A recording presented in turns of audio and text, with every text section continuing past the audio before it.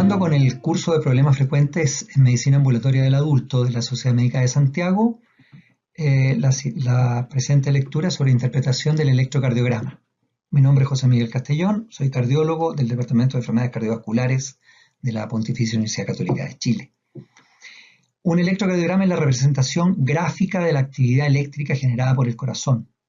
La utilidad del electro deriva de su disponibilidad inmediata como forma no invasiva, barata y versátil para detectar, descartar o apoyar en las decisiones clínicas de una variedad de diagnósticos diferenciales. Es un elemento comúnmente solicitado en el quehacer médico y por lo tanto es conveniente recordar algunas bases. El objetivo de esta lectura es reforzar el conocimiento, familiarizarse con la interpretación, identificación de patrones normales y por lo tanto deducir los anormales. Mi interés es que lean el electro, con eso lo van a poder analizar y así llegar a un diagnóstico. Siempre recordar que el análisis exacto del electrocardiograma requiere meticulosidad, cuidado y tener en cuenta siempre la edad, el género y sobre todo la situación clínica del paciente para una serie de manifestaciones del electrocardiograma. La depolarización de las células cardíacas es la que inicia la contracción mecánica y esta depolarización es producida por el potencial de acción que tiene una forma particular según el tipo de célula en que se produzca. Aquí están los potenciales de acción del nódulo sinoauricular, del músculo auricular, del nódulo AB y seguimos bajando hasta el potencial de acción del músculo ventricular. Esta actividad eléctrica que se propaga por el corazón y la sumatoria de estos potenciales de acción es la que se manifiesta en el electrocardiograma de superficie. Como ustedes pueden ver acá, en los colores va quedando graficado en qué parte se estaría mostrando esa actividad eléctrica. Por supuesto, donde hay más masa de células, hay más representación en el electrocardiograma de superficie. Estas señales son detectadas por medio de electrodos dispuestos en las extremidades y en el pecho. La disposición de estos electrodos forma derivaciones que muestran las diferencias instantáneas de los potenciales eléctricos entre un par específico de electrodos. Aquí tienen ustedes cómo se van generando estas derivaciones. La derivación de 1, aquí está el electrodo positivo, la de 2, D3, el positivo acá abajo, el ABR, el positivo acá, ABL y ABF. Y esto entonces nos va a formar el triángulo de Einthoven, donde queda el corazón puesto en la mitad y estos potenciales de acción se van a reflejar en cada una de estas derivaciones. Fíjense que todos los polos positivos de las derivaciones están hacia acá, excepto en el ABR, que el polo positivo está en el brazo derecho. Por lo tanto, todo lo que se refleja en ABR está al revés. Mira al revés los fenómenos eléctricos del corazón.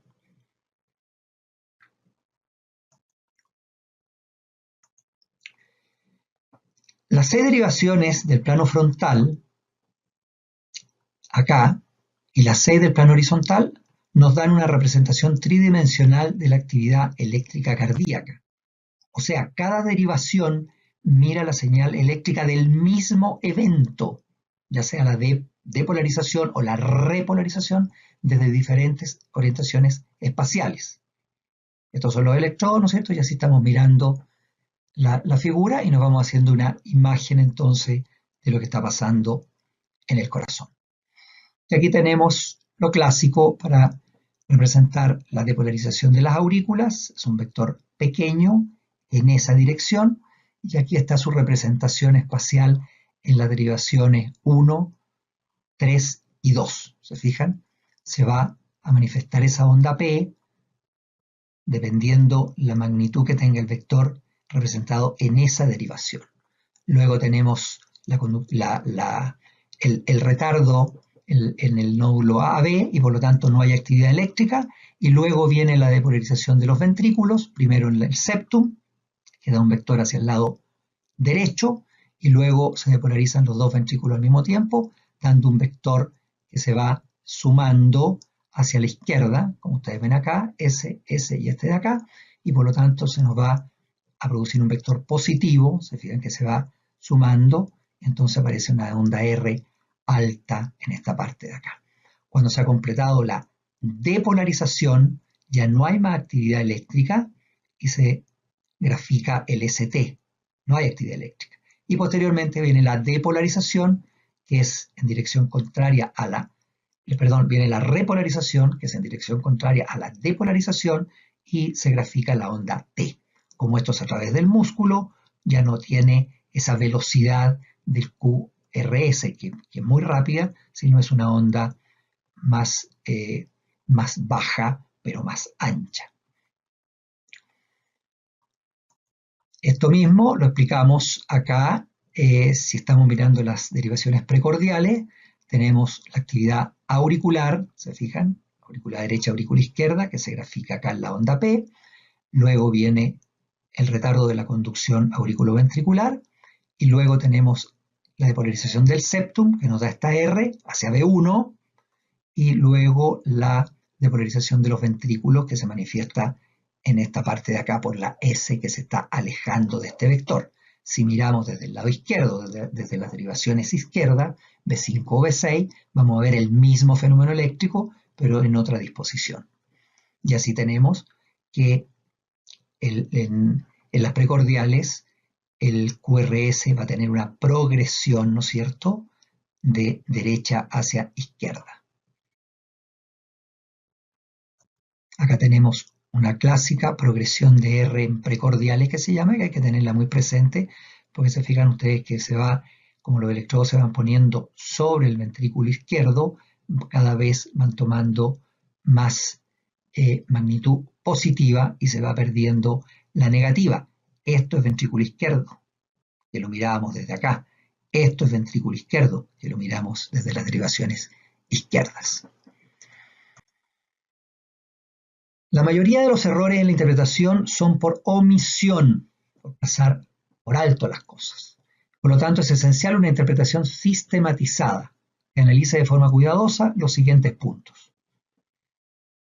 Estandarizar, cómo está la estandarización del electro, el voltaje, aspectos técnicos, ver el ritmo, frecuencia cardíaca, cómo están las ondas P, el intervalo PR o la conducción auriculoventricular, y analizamos el QRS, cómo está el intervalo QRS, el eje eléctrico del QRS, los voltajes del QRS, las ondas, si hay ondas QA-normales, y cómo está la progresión de la onda R en las precordiales. Luego nos vamos al segmento ST, a las ondas T y el intervalo QT.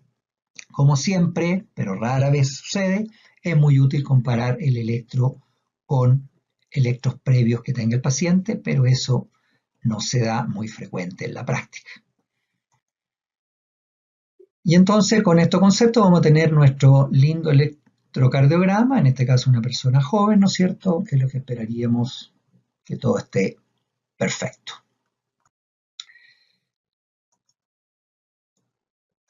¿Qué es lo que vamos a ver? Ahí está la onda P, el PR, el QRS, el ST y la onda T. Esas son las partes de un electrocardiograma.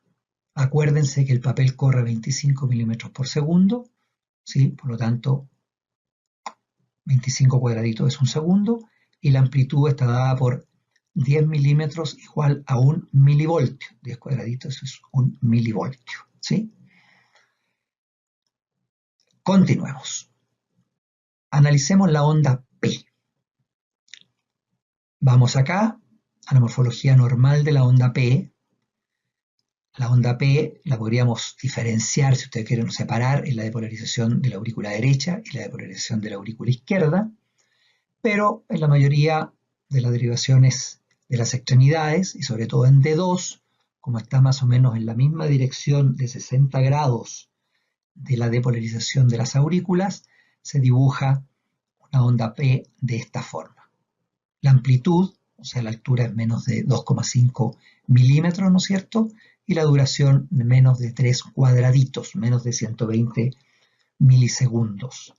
En las precordiales, por ejemplo en B1, si estamos mirando de aquí, puede verse la depolarización de la aurícula derecha que se está acercando a la derivación B1 y podemos ver parte positiva, y la aurícula izquierda que se está alejando y vemos la parte negativa. Puede haber una onda más menos. Muchas veces es positiva nomás, pero podemos ver esto y no es anormal. ¿Qué pasa si crece la aurícula derecha? Si crece esta aurícula, el vector nos va a crecer y por lo tanto la amplitud de la onda P en D2 sobre todo va a ser mayor de 2,5 milímetros y en las precordiales y sobre todo en B1 vamos a ver que se puede magnificar esa primera parte de la onda P. ¿Qué pasa si crece la aurícula izquierda? Este vector se hace mucho más grande y en D2 vamos a ver que la onda P se hace un poquito más ancha y nos va a aparecer esta melladura en la onda P, porque es la primera parte de la aurícula izquierda y la segunda parte, perdón, es la primera parte de la aurícula derecha y la segunda es la parte de la aurícula izquierda, que se está demorando, ¿no es cierto?, que tiene más masa muscular y por lo tanto es más ancha y se dibuja más tardíamente. Y en B1 vamos a ver la manifestación de la aurícula derecha y nos va a crecer la parte negativa correspondiente a la aurícula izquierda. Y este cambio o esta parte negativa mayor que la positiva también nos habla, nos traduce de crecimiento auricular izquierdo, que ustedes saben que todos los fenómenos que suceden a nivel del corazón izquierdo aumentan la presión de fin de diástole y se refleja rápidamente hacia la aurícula izquierda, la que tiene que trabajar contra esa mayor presión. Por lo tanto, son signos indirectos de que algo está pasando en el corazón izquierdo. Y eso es todo con las ondas P, no hay más, hay que mirarlas, hay que buscarlas. Vamos al intervalo PR, la siguiente parte. ¿Cuánto debe durar el intervalo PR? En algunos libros se llama PQ, entre 0,12 a 0,20, o sea, entre 3 a 5 cuadraditos, entre 3 a 5 cuadraditos pequeños. ¿Y qué puede suceder ahí? Que esté más largo, se fijan, aquí hay más de 5 cuadraditos, pero por cada P hay un QRS. Por cada P hay un QRS, o sea, todos los estímulos auriculares bajan hacia los ventrículos.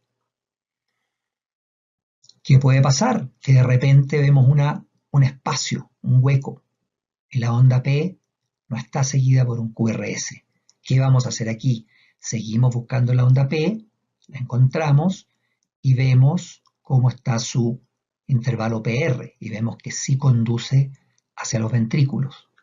De la P que no condujo vamos hacia atrás y vemos cómo está el espacio PR de la P anterior a la que falló y vemos que ese intervalo PR está más largo y vamos retrocediendo y nos damos cuenta que estos intervalos PR van creciendo, van aumentando hasta que de repente falta. Y cuando se reanuda la conducción, ese PR es más corto que los anteriores. ¿Se fijan? Este es más cortito y estos cada vez eran más largos hasta que faltaba. ¿Qué más puede pasar? Que vemos que todos los complejos QRS tienen una onda P, que ese intervalo PR es constante y de repente tenemos ondas P que faltan. O sea, no hay un alargamiento del PR, sino en forma constante falta. Y lo que puede suceder también es que vemos las ondas P disociadas, aunque nos podría parecer por momentos que ahí esa P sí conduce, pero aquí está mucho más larga, aquí no vemos onda P, entonces lo que hacemos es medir los intervalos PP y medimos los intervalos RR y vemos qué relación hay entre los unos y los otros. Y ahí podemos hacer el diagnóstico de los bloqueos auriculoventriculares.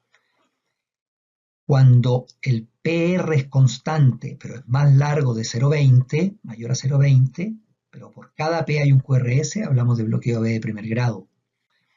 Cuando hay una prolongación progresiva del PR hasta que una P no conduce, se llama un bloqueo AB de segundo grado MOVIC 2, o también en literatura se llama Benkebach. Cuando hay aparición súbita de ondas P no conducidas, estaban conduciendo y súbitamente como que se cae alguna, como que no conduce, como que no pasa, eso es un bloqueo AB de segundo grado MOVIT 2. Y por último, cuando hay una disociación absoluta, o sea, no hay correlación entre las ondas P y los QRS, estamos hablando de un bloqueo AB de tercer grado. Si los QRS son angostos, tenemos que el que está escapando, el ritmo de escape bajo, es a nivel de la unión, y si los QRS son anchos, quiere decir que el ritmo de escape está más bien a nivel de los ventrículos. Así que ahí tenemos los tres tipos de bloqueo y el bloqueo de segundo grado que se divide en dos. Eso era el PR largo, ahora vamos al PR corto. PR corto, o sea, medimos y mide menos de 3 cuadraditos o 0,12. Y aquí tenemos dos condiciones básicamente. Esta que se llama el Long Gannon-Levine, LGL, en el cual quedó una fibra muscular que se mete directamente en el haz de His, por lo tanto se salta el retardo normal de la conducción por el nódulo AB y por lo tanto vamos a tener que el PR es más corto, pero la conducción hacia los ventrículos es normal. Y lo otro que tenemos un PR corto, pero con un QRS ancho. Normal es que la conducción baje por el nódulo AB y luego se depolariza, como ya hemos visto, los ventrículos dándonos un QRS rápido, angosto. Pero en este caso vemos que el PR está corto y aparece esta onda que deforma el QRS.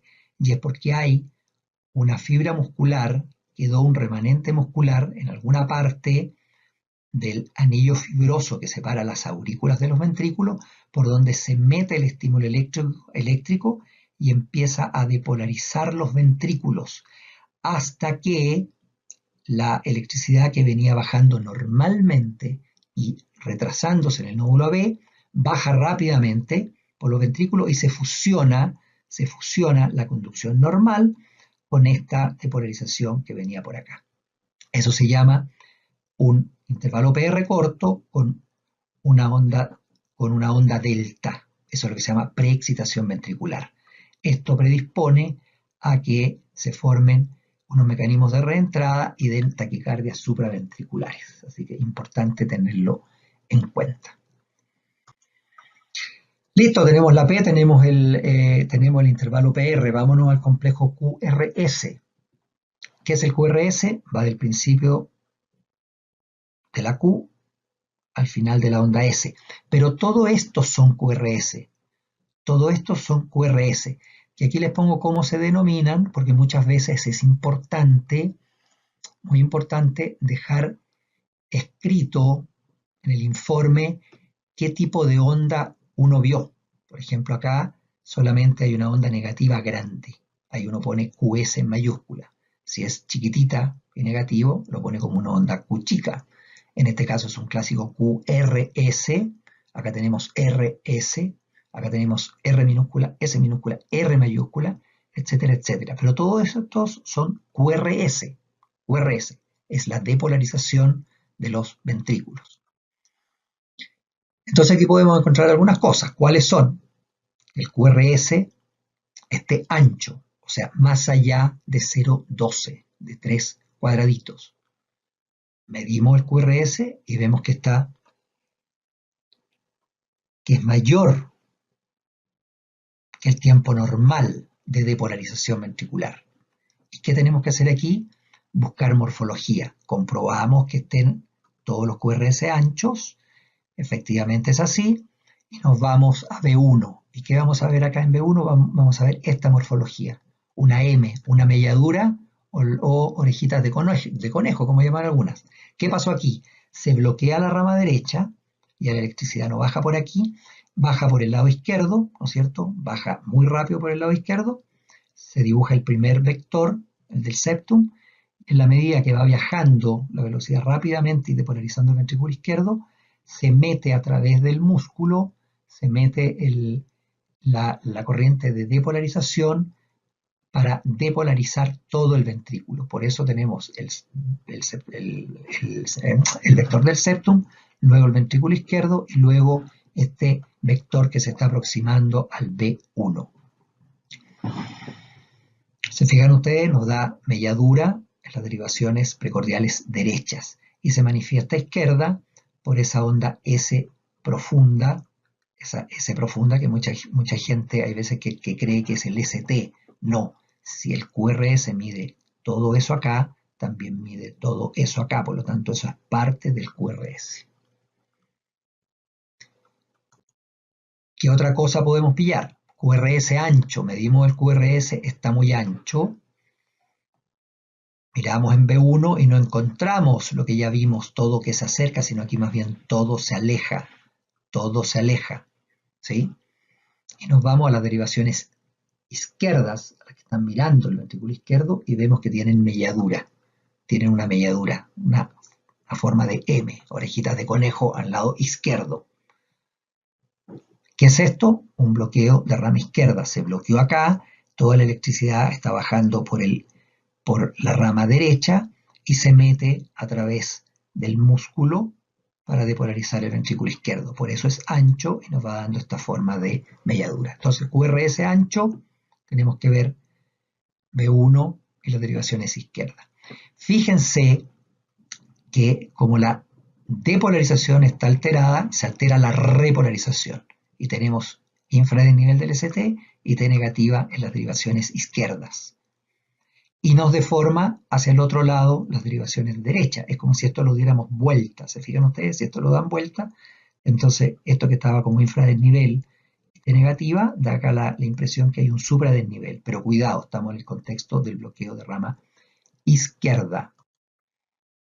Entonces, duración del QRS, si es mayor de 0,12, igual o mayor de 0,12, tenemos bloqueos de rama completos. Medimos el QRS, está angostito, medimos el QRS, está ancho. ¿Qué ancho? Vamos a B1, vamos a las derivaciones izquierdas. Si nos da esta morfología, bloqueo de rama derecha. Eso es ventrículo derecho, no es el ST. Y si nos da esta morfología en B1 y morfología mellada en las derivaciones izquierdas, estamos ante un bloqueo de rama izquierda. Nuevamente, acá tenemos en precordiales los complejos QRS normales, angostitos, en eso estamos, y fíjense acá, vemos complejos anchos. ¿Dónde nos vamos? A las derivaciones derechas, todo se aleja. Derivaciones izquierdas, todo se acerca con melladura. Bloqueo de rama izquierda. Y con alteración de la repolarización. ¿Se fijan ustedes? Alteración de la repolarización en sentido contrario. Gran infradesnivel y T negativa. Si damos vuelta a esto de acá, nos va a dar acá supradesnivel y T positiva. Cuidado, pero estamos ante un contexto de QRS ancho. Lo mismo, QRS ancho, vamos a las precordiales, miramos B1 y nos aparecen esta melladura, esta M, estas orejitas de conejo que se pueden manifestar en B1, B2 o B3 o solamente en B1 y B2. Y la depolarización, ¿qué pasa acá? Solamente se altera lo que está encima de la orejita del conejo, o sea, en B1, B2 y hasta B3. Lo otro no se altera. El STT es interpretable si hubiera algún fenómeno de isquemia o alguna cosa parecida. Solamente se altera acá, mientras que en el bloqueo de rama izquierda se altera todo, completamente. Sigamos con el QRS. Ya vimos el ancho del QRS, ahora vamos a ver la amplitud del QRS, hacia arriba. Y tenemos bajo voltaje. ¿Qué consideramos bajo voltaje? Si en las derivaciones estándar, o sea, la de las extremidades, ninguno de los QRS es mayor de 0,5. De 0,5 milivoltios. Ahí hablamos de bajo voltaje en derivaciones de las extremidades. ¿Sí? Bajo voltaje. Puede ser un bajo voltaje ¿dónde? En las derivaciones precordiales. Si en ninguna de ellas hay algún QRS de más de 10 milímetros, o sea, 1 milivoltio. Si ningún QRS es mayor de eso, hablamos de bajo voltaje en derivaciones precordiales. Puede ser que esté en todo el electro, tanto en las de las extremidades como las del pecho. Bueno, ahí vamos a hablar de bajo voltaje difuso, pero si no, le pondremos lo que acabamos de decir, solamente en extremidades y o en precordiales. Sigamos con la amplitud, el tamaño del QRS. ¿Qué pasa si aumenta la masa muscular a nivel del ventrículo izquierdo? Bueno, vamos a tener un vector mucho más grande, ¿no es cierto? Y fíjense el QRS cómo nos va a crecer, el QRS cómo nos va a crecer, pero no se hace ancho, no se hace ancho, solamente aumenta en voltaje. Y aquí tenemos que medir cosas. ¿Cuáles son los criterios más comunes? Es buscar el Sokolov, que es ver la R en B5, B6, más la S en B1 y B2.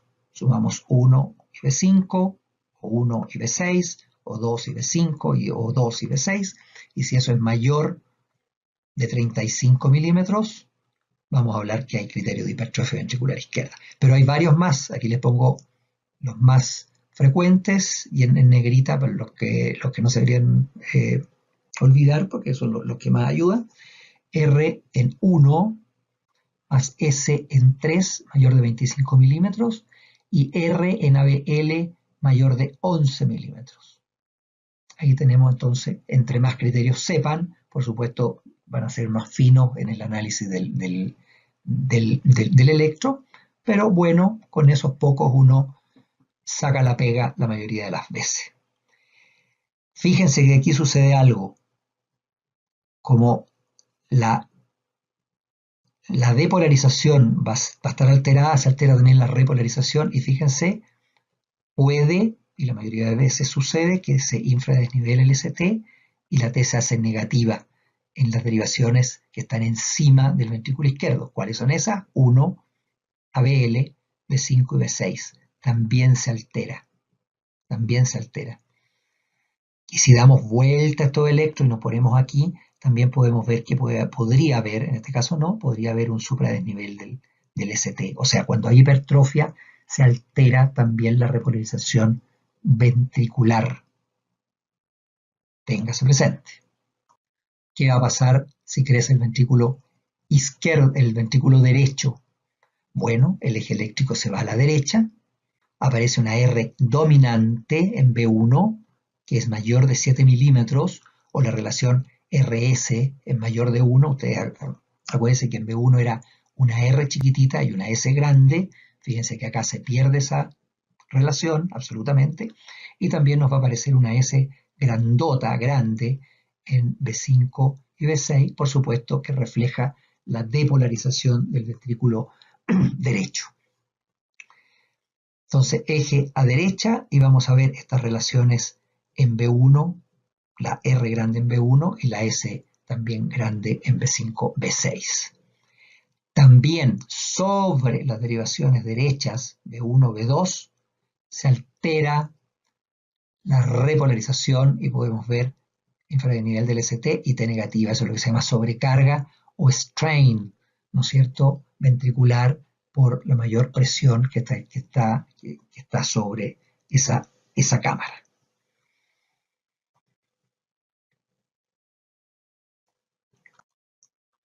Vamos a buscar señales de infarto. Y estas son las ondas Q, pero ya vimos que hay electrocardiogramas que sí tienen ondas Q. Pueden haber ondas Q. Entonces, ¿cuáles son las ondas Q importantes entonces? Esa es la pregunta. ¿Qué consideramos una onda Q patológica? Bueno, que sean de cierta magnitud. Si vamos a señalar todas las ondas Q como que hubo un infarto, bueno, vamos a tener a todo el mundo infartado, entonces hay que pedir ciertos criterios. Y esos criterios son que la onda Q sea de más de 1 milímetro, o sea, un cuadradito de ancho, ¿sí?, de 2 milímetros de profundidad, o que sea entre alrededor de un 25% del tamaño de la R que lo sigue. Por ejemplo, en este caso es una onda Q muy chiquitita, ¿no es cierto? No es ni el 5% de la onda R. Acá igual es chiquitita, pero ya acá es más grande, acá es como el 50%, acá es mucho más grande que la onda R, aquí es casi igual o más grande. Entonces esas ondas Q son significativas, patológicas. Por supuesto que si se acompañan de otras cosas como alteraciones ST y T, eso tiene más valor. Pero muchas veces solamente ya quedó el infarto y tenemos que buscar esas ondas Q. En B1, B2 y B3 nunca hay ondas Q, nunca hay ondas Q. Ustedes vieron que siempre se dibuja el vector del septum primero, entonces cada vez que encuentren ondas Q aquí son patológicas. Lo normal en precordiales es que haya esto. Acá pueden aparecer ondas Q por la depolarización del septum, en este caso no. Así que acuérdense de eso. Localización del infarto, esto ustedes lo saben. Las derivaciones inferiores, 2, 3 y ABF, están mirando de abajo el corazón, desde abajo. La parte anterior está dada por B1, B2, el septum, 2, 3, 4 la parte anterior, y 5 y 6 la parte lateral, y lateral alta con D1 y ABL, ¿no es cierto? Entonces ahí completamos, estamos mirando el corazón de varios sectores. El ABR mira del lado derecho, por lo tanto va a mirar todos los fenómenos al revés. Por eso es que eso no tiene ahí una referencia de una pared específica. Acá tienen ejemplos, acá tienen ustedes en B2, B3, B4, como uno esperaría que vaya creciendo la onda R, y fíjense que acá casi en B5 y B6, no miren el B6, el B7 y el B8, esto es un ejemplo, y acá casi no hay complejo. Es una onda Q chiquitita, no cumple los criterios de tamaño, pero fíjense que si comparamos con la onda R que está al lado, son del mismo tamaño o incluso más. Por lo tanto, esas ondas Q, a pesar que ya les dije que no cumplen esos criterios, bueno, hay que considerar que eso sí es importante. Vemos acá RS, este es otro, RS en B1, y acá no hay R. Se nos murió esta R que debería haber ido creciendo, no hay solamente QS, aquí hay QRS, o sea, también una onda Q, ¿se fijan? No hay progresión de R. Y en este caso hay onda Q en B1, en B2, en B3, en B4 y un pichitún ahí en B5. Así que por lo tanto, también aquí tenemos un infarto en la pared anterior. Buscar ondas Q. Vamos al segmento ST. El segmento ST ideal, ¿no es cierto? Lo que espera uno es que esté absolutamente isoeléctrico, al mismo nivel del intervalo PR. Si se cae, lo primero que se nos viene a la mente es que hay isquemia y se puede caer en forma horizontal, en forma descendente, se fijan, hay varias formas que se puede manifestar, y hay veces que se cae con la onda T entera, puede ser independiente de la onda T o se cae, como en este caso, infradesnivel del ST y onda T invertida. Se fijan distintas formas de infradesnivel del ST. Pero les recuerdo que el ST está alterado en los bloqueos de rama izquierda, en la hipertrofia ventricular izquierda, en el bloqueo de rama derecha, en las derivaciones B1, B2 y hasta B3, y también cuando hay una preexcitación, cuando hay onda delta, si es muy marcada y manifiesta, también se va a alterar el ST en el fenómeno ese de Ward-Parkinson-White. Así que no todo es, o sea, la caída del ST puede ser secundario a algo, hay que ver los QRS, pero ojo, si hay clínica, nos refleja isquemia hasta que se demuestre lo contrario. Vamos para el otro lado, una cosa es el infradesnivel, otra cosa es el supradesnivel. Con 1 milímetro o más de supradesnivel ya es significativo, no hay para qué esperar un supradesnivel como en el ejemplo este tan marcado, ¿no es cierto? Que puede tener distintas formas, convexo, recto, horizontal, descendente, etcétera, etcétera. Pero lo que importa es que el punto J se supradesniveló. Para hacer el diagnóstico de infarto en el contexto del cuadro clínico, con 1 milímetro más ya es significativo. ¿Por qué les digo eso? Porque sobre todo en gente joven, en derivaciones de 2 y de 3, uno puede ver un pequeño supradesnivel, ¿sí? pero con un ST que más bien es cóncavo, ¿sí? Se puede ver en derivaciones precordiales B2 y B3 se puede ver un poco de supradesnivel. Por eso siempre les decía desde el principio el contexto clínico. Bueno, aquí tienen unos supradesnivel mucho más importantes y marcados, ¿no es cierto?, que no se les puede pasar, porque claramente ahí está la línea isoeléctrica y el ST está acá elevado varios milímetros. Se fijan distintas formas de elevación del ST. Esto sería un síndrome coronario agudo con elevación del ST. Cuando en un mismo electro hay infradesniveles o supradesniveles, mandan los supradesniveles. Hay veces que los infradesniveles son muy marcados. Vayan y miren y busquen si hay el supradesnivel, porque si hay supradesnivel, lo que manda ese síndrome coronario es el supradesnivel, no el infradesnivel, por más marcado que esté, y van a tener que hacer todas las medidas como un infarto, perdón, como un síndrome coronario agudo con supradesnivel del ST, así sea de 1 o 2 milímetros, y acá sea extremadamente marcado y manifiesto. La onda T.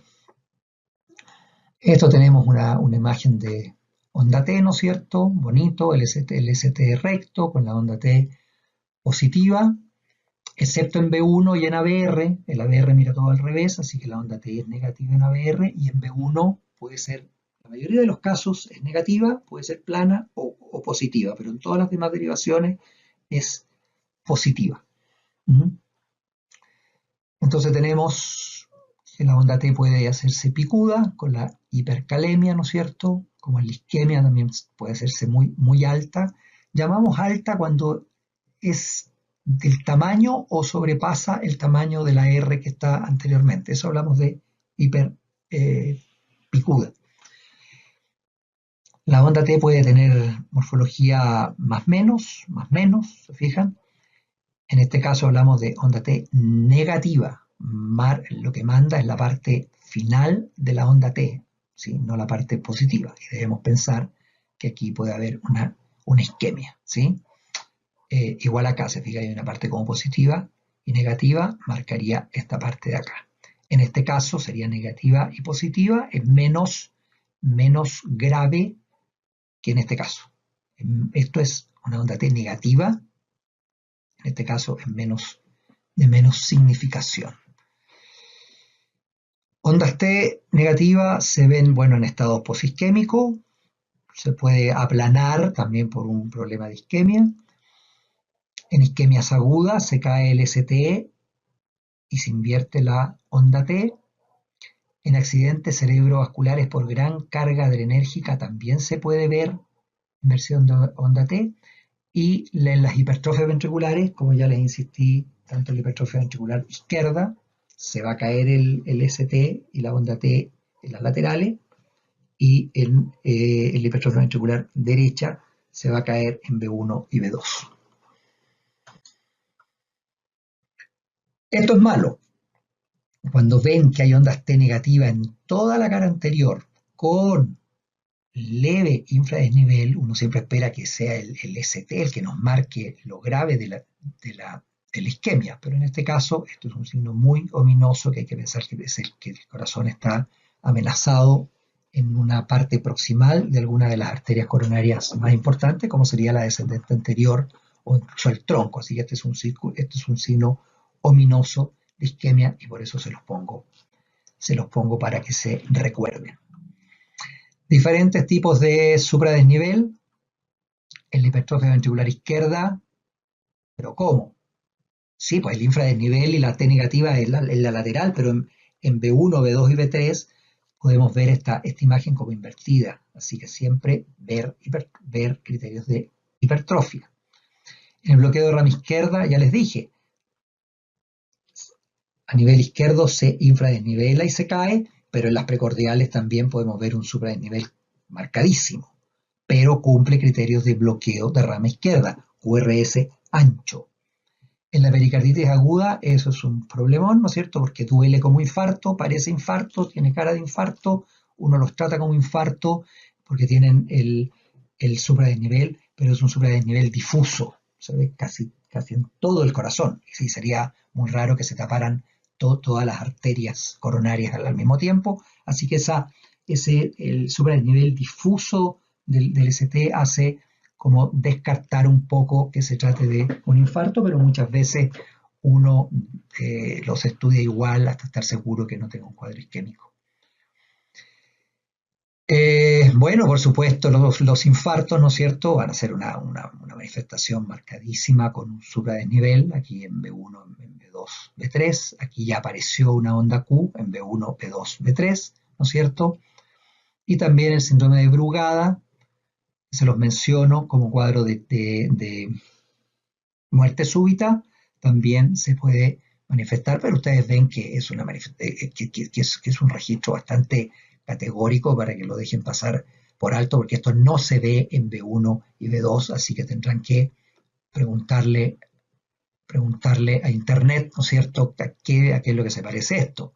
Pero esto definitivamente es patológico en relación a lo que uno tiene como B1, B2, B3 normal. Y lo que a ustedes siempre les llegan electro, ¿no es cierto?, porque uno muchas veces no sabe el contexto del paciente, no conoce nada y no cumple criterios de ninguna de estas ondas T. Los complejos son angostos, no hay hipertrofia, no hay bloqueo de rama, nada, y uno ve que la onda es más menos, menos más, un poquito plana, un poquito plana, digamos, y no sabe los antecedentes clínicos, entonces no se la juega y lo deja como alteraciones de STT inespecíficas, alteraciones inespecíficas de la representación ventricular, relaciones con clínica, por supuesto, otra vez, ¿no es cierto? Uno espera que las ondas T sean, por lo menos, si que dividiéramos ¿cómo se llama? El QRS en voltaje que sea mayor de un octavo, ¿no es cierto? O sea, que tenga cierta manifestación, pero hay veces que están como aplanadas y ahí uno no le queda más, sin conocer la clínica, que hablar de alteraciones específicas de la representación ventricular.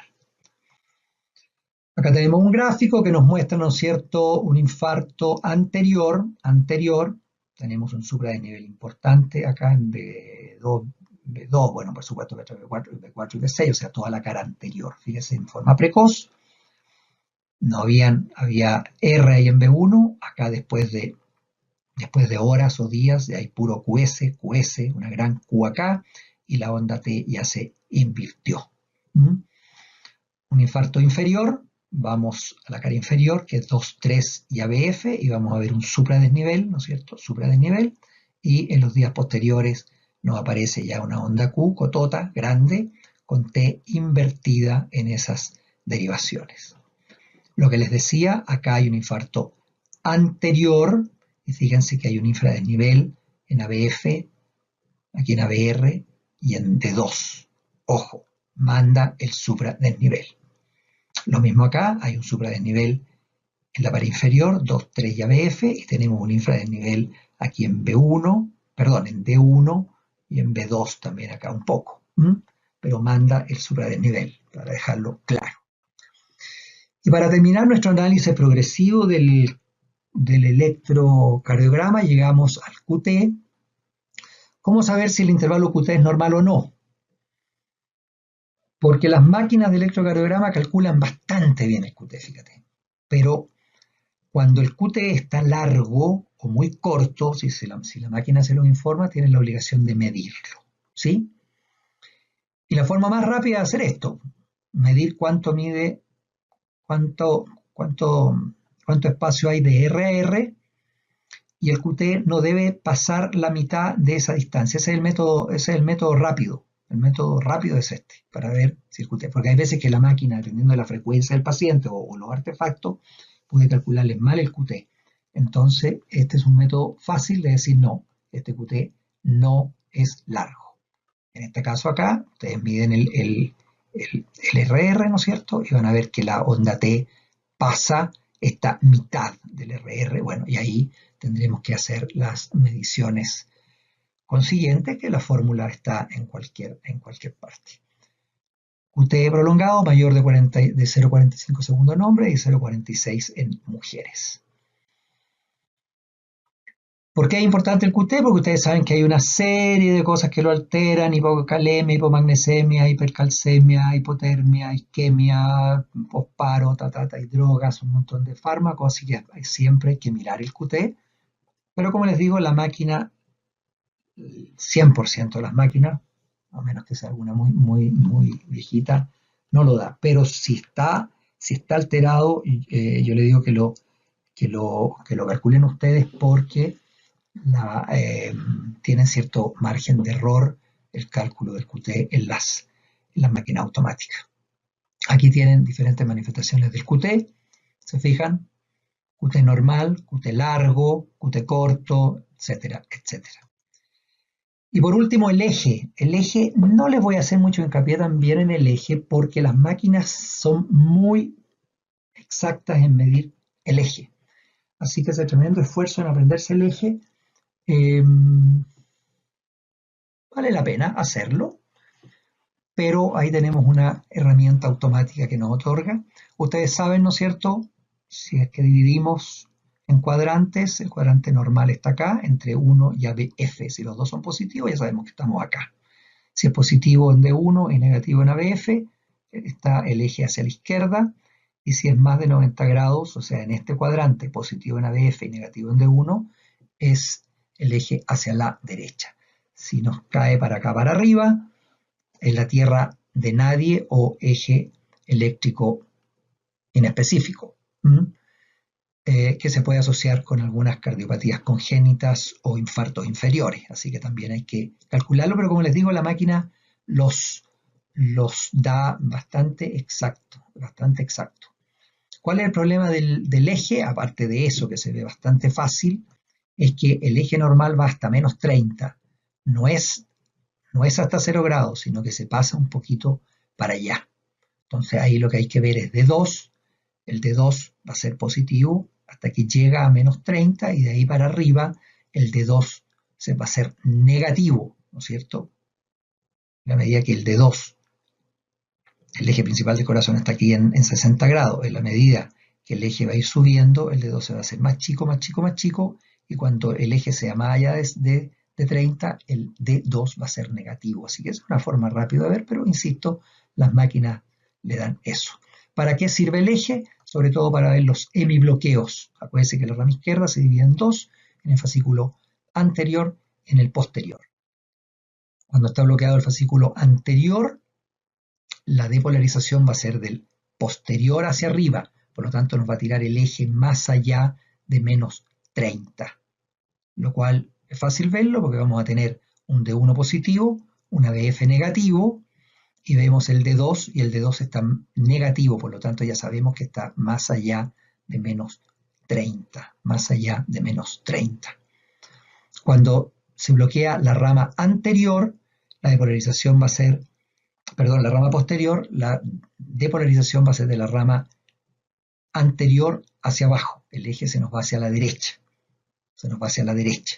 Y en este caso, el ABF va a ser positivo, a diferencia de acá, va a ser positivo, pero el D1 va a ser negativo, o sea, vamos a estar en este cuadrante de acá, el cuadrante derecho. Y el D3 va a ser muy, muy alto, positivo.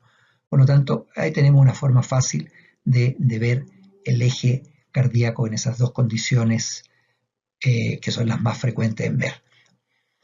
El hemibloqueo izquierdo anterior, este de acá, o sea, el eje más allá de menos 30, es mucho más frecuente que este, mucho más frecuente, y se asocia mucho con hipertensión, con problemas isquémicos, etcétera, etcétera. Pero hay gente que tiene estas desviaciones de eje sin tener ninguna patología de base importante. Así que es importante, o sea, como todo, analizar, leer el electro, analizar el electro, y después de eso entonces asociamos con la clínica y vamos a hacer un diagnóstico. Y ahí tenemos el análisis del electro, cada una de las ondas, segmentos, para que lo revisen, y más abajo les dejo algunos electrocardiogramas para que se ejerciten en el diagnóstico del mismo. Bueno, gracias por la atención, y siempre lean, para que el análisis les caiga posteriormente y el electrocardiograma sea una herramienta útil en su práctica médica. Gracias y hasta pronto.